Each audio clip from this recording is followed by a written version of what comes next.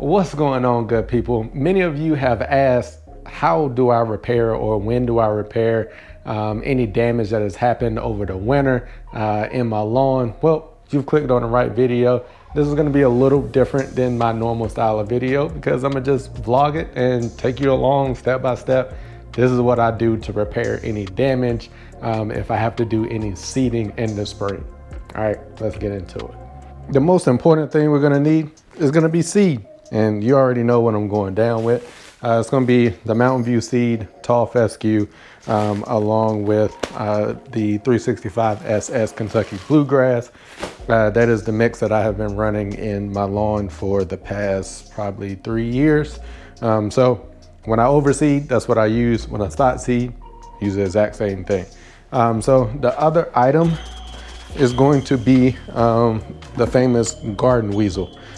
Really, these are the only two items that we really need for this spot seed and repair. And of course, I got just a container that I'm gonna mix this in. Right now, I'm not trying to hit a specific mixture ratio on this.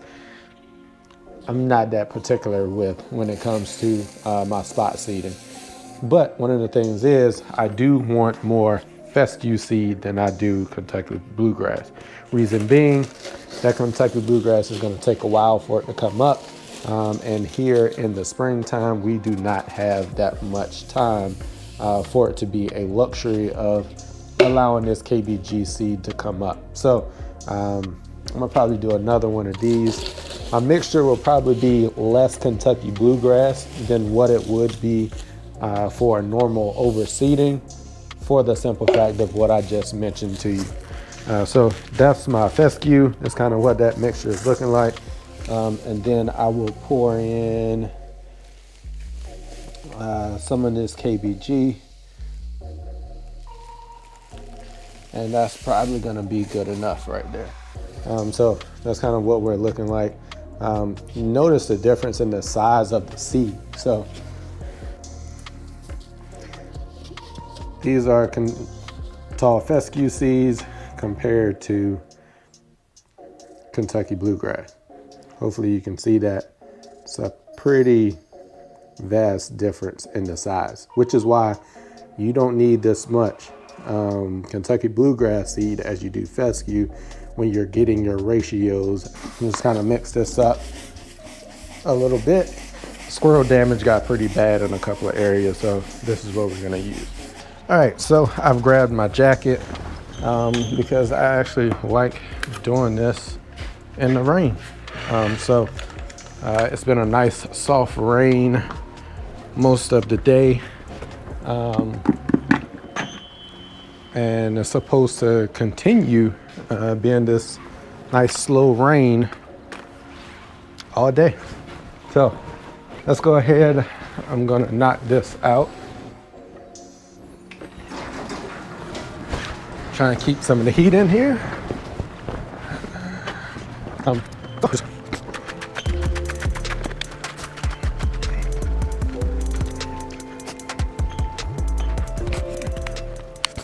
I always get damage back here in the winter, but as you can see here, this is one of the areas that is a pretty bad spot.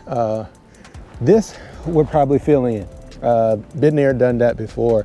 That'll fill in. Areas like this will actually fill in. It may take it a little bit of time, but it will fill in. An area like this, nice little earthworm right there. This will take some time. If it's an area this big, this is larger than my actual hand there. This is one of the areas I'm actually gonna put some seed in just to help it out. So we're gonna drop some seed down in here. Hit these little areas. As I said, when it comes to spot seeding, I am not very particular with it. I just get some seed out here, grab you a handful. Don't put too much, but this is about the coverage that I kind of look for. And again, when we start talking about conditions, I typically try to time this around some rain. It doesn't have to be presently raining, but I do like to make sure there's plenty of soil moisture when I come out to do this. It just kind of helps the seed out. Some warm days are actually coming. We'll be in the mid 60s. So that'll help this out, which is why I want to get it down, get the seed moist, and get it into the soil. So this is kind of what we're looking like from a coverage standpoint.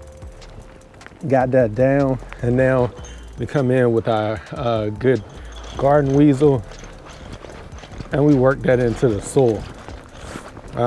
With the rain, so you may say, Cam, well, what if you get a heavy downpour or it comes back and it isn't gonna wash the seed away? That's why I do this.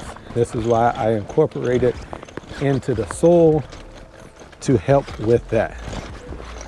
We'll just keep working this in.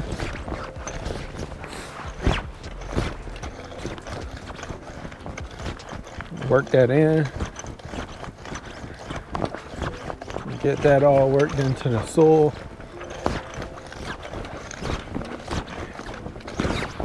And then the next thing is, I'll just come back and just press that in. So now I don't have seed sitting right on top of the soil. That is going to wash away.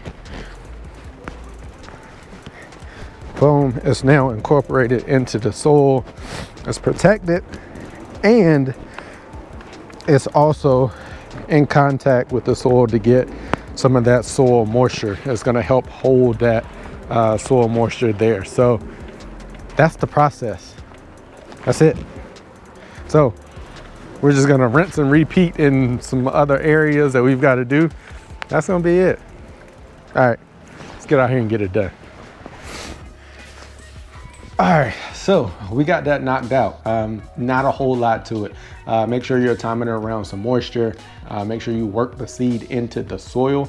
Make sure you're looking for temperatures that are on the rise. Again, 50, 55 degrees soil temperature is when you want to get this down. You do want to get it down as early as possible. But if you see freezing temps in your forecast coming up soon, don't go out to seed. Wait until that time passes. But this is a risk that you run with seeding in the spring. This time in March, we get those fluctuations of temperature. If you've put down your pre-emergent, or you're about to put down your pre-emergent, you may want to reconsider that if you are planning to do some seeding. Make sure you avoid these areas that you want to spot seed in if you are going to put down your pre-emergent. The main thing is seeding and applying pre-emergents don't go together. So you kind of pick one and run with that path. A lot of the areas that you are seeing right now that look thin, after a couple of mows and some fertilizer, they'll fill in and you'll never even know they were a thin spot. The last thing is make sure you're using a quality seed. Again, this is no different than if you were doing your fall over seeding, where you want to use a quality seed. Hey, and you know what seed I like to use? Mountain View seed all the way, and I've used it for a number of years and I've gotten amazing results from it. So if you're thinking about doing a spring seeding and you need to get seed, check out the link in the description below to be able to get that seed. And if you are thinking about picking up seed from a big box store, make sure you check out this video that I've got linked right here. It may have you to rethink buying seed from a big box store. All right, as I always say, just know we work.